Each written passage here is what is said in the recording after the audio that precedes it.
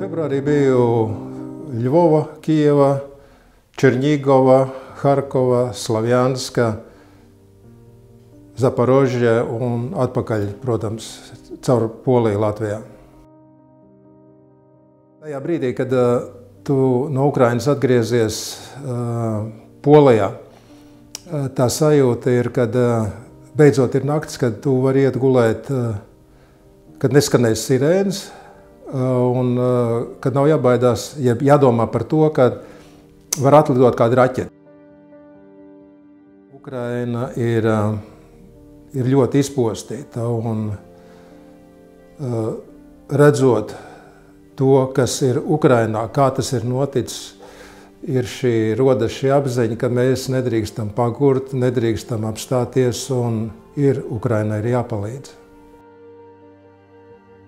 Vedām automašīnas, kuras ir nepieciešams tātad konkrētām karaspēku vienībām, konkrētu uzdevumu izpildēji un arī, protams, apģērbs, pārtikas produkti, degvielas kannas, degviela, visas lietas, kuras ir nepieciešams tātad tieši pie frontes līnijā.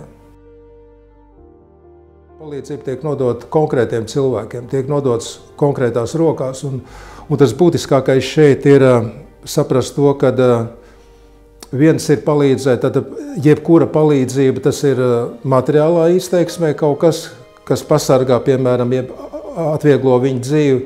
Otrakārt, šeit ir jāsaprot tas, ka jebkura no šīm palīdzībām, tas ir morālais atbalsts. Un ļoti svarīgi šiem cilvēkiem, kuri arī noguruši, paguruši, ir saprast, sajust, ka kāds viņiem palīdz.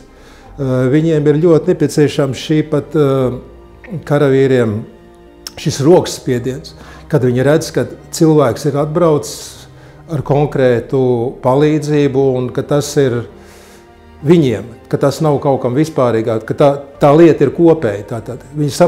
Viņiem ir nepieciešams sajust, ka viņi nav vieni šajā cīņā, jo šis ļaunums, viņš ir neizsakāms ļaunums, un tā ir mūsu kopēja lieta. Tas ir jāsaprot jebkuram un ikvienam, kad tas nav Ukrainas jautājums. Tas ir jautājums par visas sabiedrības izdzīvošanu, demokratisks, normāls sabiedrības izdzīvošanu. Palīdzība var būt visdažādākā.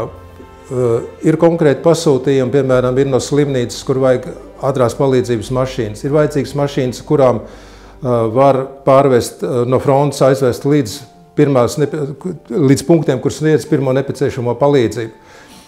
Ir vajadzīgas mašīnas, kuras ir vajadzīgas karaspēka daļām. Droni, nakts redzamības ierīces. Ir ārkārtīgi plašs ir šo vajadzību uzskaitījums. Jebkurš faktiski, kuram ir kurš sajūt šo vajadzību, sajūt vēlmi, ir iespēja arī pašam aizbraukt, redzēt to visu, piegādāt. Un jebkuram ir iespēja izlemt arī to, cik tālu viņš vēlas doties. Tātad aizbraucot līdz robežai, iebraucot dziļāk, jeb aizbraucot varbūt līdz frontes līnijai un tiekoties ar šiem karavīriem, kuri karo. Un ļoti bieži, varbūt tā ir šim cilvēkam šī ir pēdējā tikšanās, jo mums bija tādi gadījumi, kur cilvēki arī pēc tam vienā reizē viņš ir, un nākošā reizē viņš vairāk nevar atbraukt uz tikšanos, jo viņš vairāk nav šajā saulē. Mēs bijām tuvākais, kas bija, kur mēs piebraucām, es domāju, bija pie Limanas, aptuveni 15 km no Limanas, bet tuvāk vienkārši mūs nelaida, jo tajā brīdī bija pretuzbrukums un bija bīstam faktiski iebraukt tuvāk. Vienkārši saprot, atrodoties tur, cilvēks saprot, cik vispār trausla ir jebkura dzīvība, jo tas vairāk nav atkarīgs no tevis, tas atkarīgs no tā, kas lidos pa gaisu un kā tas lidos. Un cik trausla vispār ir mūsu drošība, stabilitāte valstī, kad, ja blakus ir neprognozējams, pilnīgi neprognozējams un ārkārtīgi nežēlīgs kaimiņš. Jāatbalsta tādēļ, kad sāk pagurt ukraiņi, sāk pierast.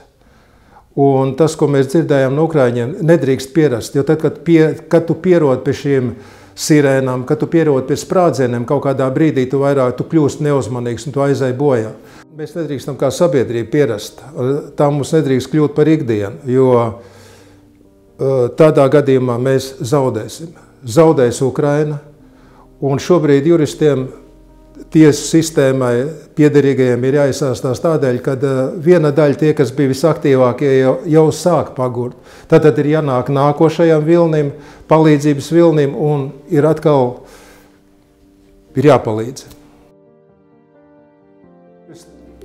Juristiem ir jāiesaistās tādēļ, ka juristi ir ļoti apzinīga sabiedrības daļa.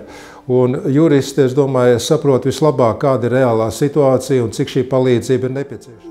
Juristiem ir jābūt tiem, kuri šajā laikā, kurš ir pilns ar dezinformāciju, pilns ar nepatiesu daudz informāciju, kuri skaidro, palīdz ar savu rīcību, rāda piemēru citiem, kā ir jārīkojas, lai mēs saglabātu savu tiesiskumu, saglabātu savu valsti un lai uzvarētu labais, faktiski. Ukraina, ja vien mēs palīdzēsim, ja nenogursim, ja mēs ticēsim uzvarai, ticēsim labajam, Ukraina uzvarēs. Un arī Latviju tad nekas neapdraudēs.